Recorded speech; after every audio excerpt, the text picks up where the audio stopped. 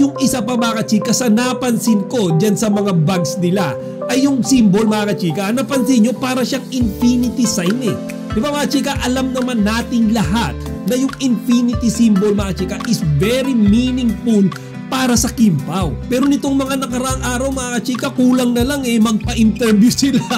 Tapos aminin na nila lahat sa kanilang mga Kimpaw fans or sa public na silang dalawa ay talagang mayroon ng relasyon.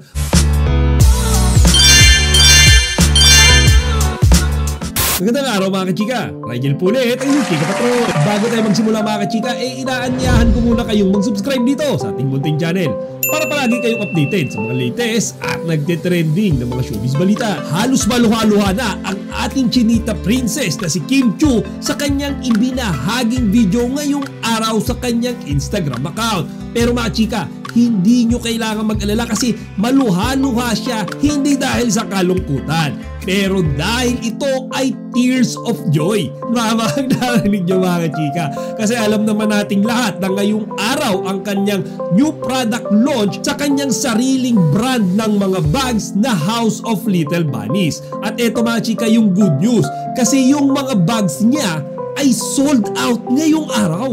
Hindi ba mga chika? Kaya sino ba naman ang hindi maiiyak sa tuwa kung masusold out first day pa lamang mga chika ang iyong mga itinitindang bag? So mga chika, sa totoo lang totoong maganda yung quality ng mga bag ni Kimi. Hindi ako makikipag-argue dyan. Kasi meron akong kaibigan na bumili dyan na-inspect ko personally yung ganda ng kalidad niya. Ang kapal ng leather, premium na premium mga kachika sa personal. And to be honest mga kachika, yung price niya hindi naman ganun kamahal para dun sa detalye and quality na ino-offer ni Kimi. Yung isa pa mga kachika sa napansin ko dyan sa mga bags nila ay yung symbol mga kachika. Napansin nyo para siyang infinity sign eh. Di ba mga chika, alam naman nating lahat na yung infinity symbol mga chika is very meaningful para sa Kimpaw. So naiisip ko nga kaya ba nakapag-come up si Kimi sa design na parang infinity mga chika?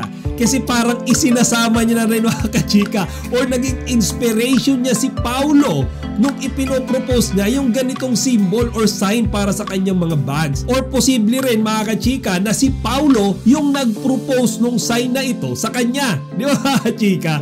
At eto pa mga kachika, I think everyone will agree na despite of the good quality ng mga bags ng House of Little Bunnies, na sold out yan hindi lang dahil sa bag itself.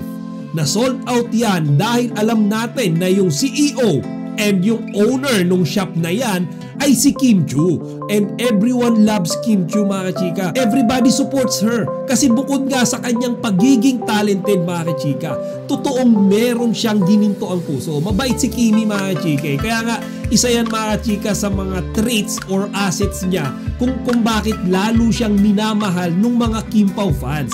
Kasi mga chika, bihira tayo makakita ng artista na magbibigay or maglalabas ng kanilang brand ng mga items. Tapos mga chika, ipopromote nila, then masusold out kaagad or kikita kaagad. Bihira yan mga chika. But here's Kim Chiu mga chika. First day pa lang ng launch ng new product niya, sold out kagad. Kaya naman mga chika, masayang masaya yung mga Kim Chiu and Kimpaw fans dahil nga sa sunod-sunod na blessings na dumarating ngayon kay Kimi.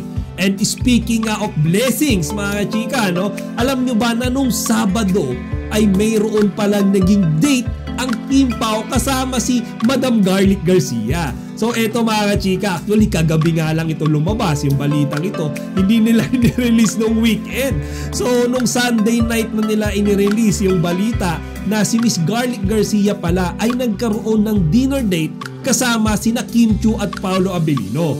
Ngayon kaya pala niyaya or in-invite ni Madam Garlic ang Kimpaw ay dahil mga chika natutuwa siya doon sa sunod-sunod na blessings na dumarating sa Kimpaw. So mga chika, bukod nga dyan ay natutuwa rin siya sa naging success nung kanilang second TV series na What's Wrong with Secretary Kim. So mga chika, di ba nakakatuwa yan? After just the 2 series na ginawa ng Kimpaw, nakita nyo mga kachika yung fan base nila kung gaano kabilis lumaki, kung gaano kabilis dumami. Diyan nga sa dinner date na yan mga kachika, I'm really not sure kung after nilang magkakasamang kumain ng dinner, nagpaiwan or humiwalay si Kim Chiu at si Paolo Abilino. Kasi I have a strong feeling na yung dinner kasama si Madam Garlic Garcia is just an appetizer mga kachika. Kumbaga pampagana pa lang yan Yung totoong dinner, yung main dish mga kachika is isi-serve kapag si Kim at si Paolo na lang yung magkasama. Di ba mga kachika? Kasi imposible na matapos yung gabing iyan nang hindi silang dalawa lang mga kachika yung makakapag-usap, yung makakapag-banding, kulitan, lambingan. Pero again mga kachika, feeling ko lang naman, I just thought na bibigyan kasi sila ng privacy or private time ni Miss Garlic nung Kim Pao lang ang magkasama. And mga chika, kinabukasan nga niyan, talagang walang mintis, walang sablay. Magkasama ulit sila na nag-jogging sa Ayala. And to be honest with you mga chika, this past few days ay talagang mas na-excite ako sa Kim Pao Kasi di ba sunod-sunod nga yung paayuda nila at mismong silang dalawa mga kachika indirectly na halos umaamin na meron silang relasyon. Kaya hindi kagaya ng mga di ba last week or a few weeks ago, medyo alam mo nag-iiwasan, walang mga paayuda, tahimik. Pero nitong mga nakaraang araw mga kachika, kulang na lang magpa-interview sila.